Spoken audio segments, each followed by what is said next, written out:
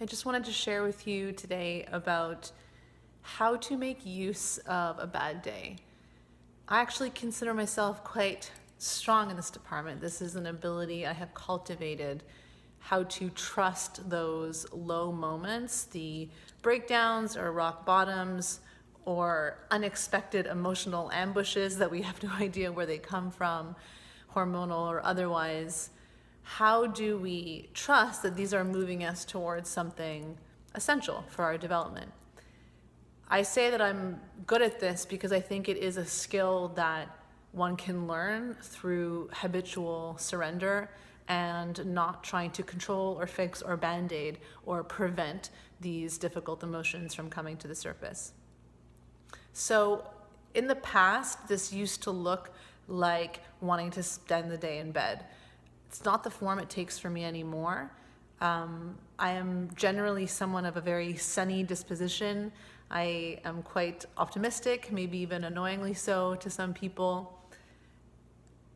I generally try to see the good side of things, and I like to be friendly, and I like to be smiley and high energy.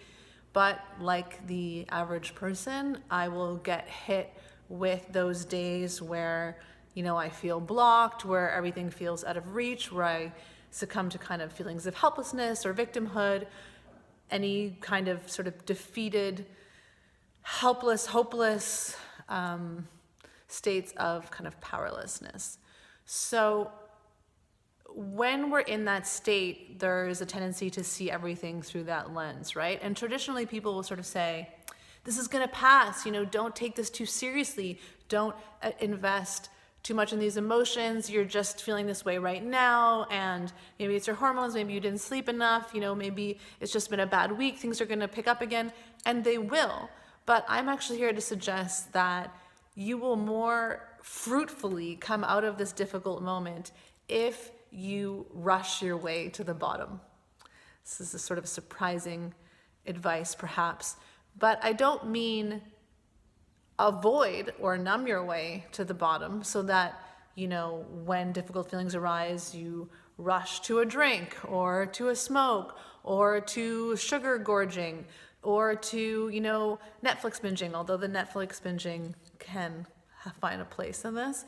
But what I'm suggesting is you rush your way to the bottom of whatever the feeling is and the issue that's coming up, rather than avoiding it, trying to fix it, and in the end, you're limiting its therapeutic power if you're trying to circumvent your way through the process of self-healing. Because if you're working on yourself and difficult days arise and challenging emotions come up, they're part of the healing. They're not a sign that you're doing everything wrong.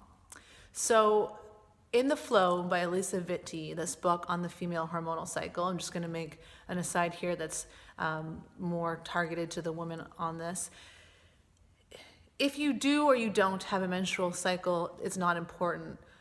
What was so interesting about her argument about the different phases is that she said, when you're approaching the menstrual phase, for example, but you can just substitute this, when you're feeling a little bit more emotional than usual, you can actually see this as a moment of clarity and lucidity, that things that need to be looked at and examined are coming up to the surface, rather than it being some kind of wool being pulled over your eyes and everything's distorted and I can't trust my impressions. So she actually said that when you're in this phase and in these feelings, it's actually a good time to break up with someone, because you might be seeing things in the situation that you don't see when you're feeling more horny or more happy or whatever it is. And I thought that was a really helpful perspective to understand that when we're moody or emotional or at a rock bottom of sorts and feeling like giving up, instead of backing away from that and trying to find a way to fix it or put it off and just kind of power through and pull yourself up by the bootstraps, dive into the wisdom of that experience.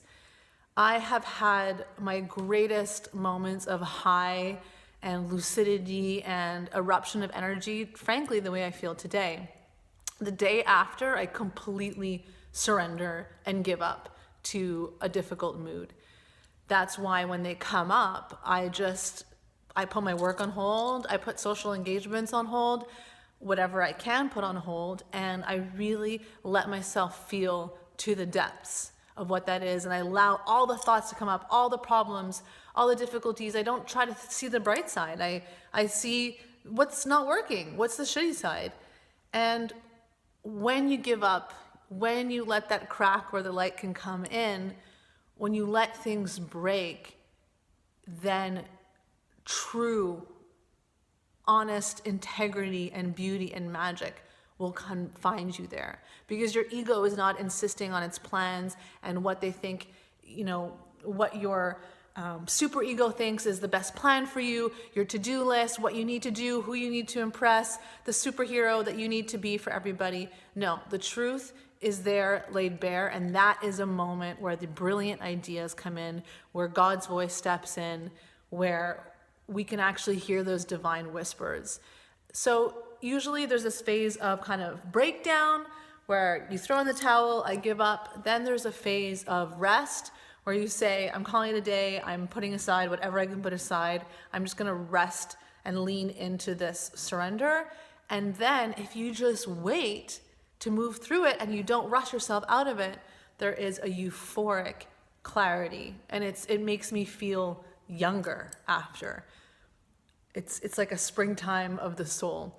So these things don't happen often, but if you try and put off whatever your version of either the days in bed, or maybe it's crying to somebody and venting to them for 2 hours if you're lucky enough to have someone supportive, like I do, or it's actually listing out the things that are not working and that are pissing you off and that you want to improve. It doesn't mean you're going to solve it all in that moment, but radical surrender brings way more authentic magic when you create that opening and you're open enough to say, I guess I don't really have this all figured out.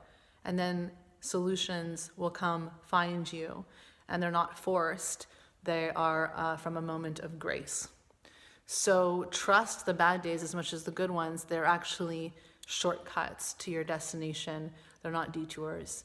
I hope this is helpful to somebody out there, and thank you for listening.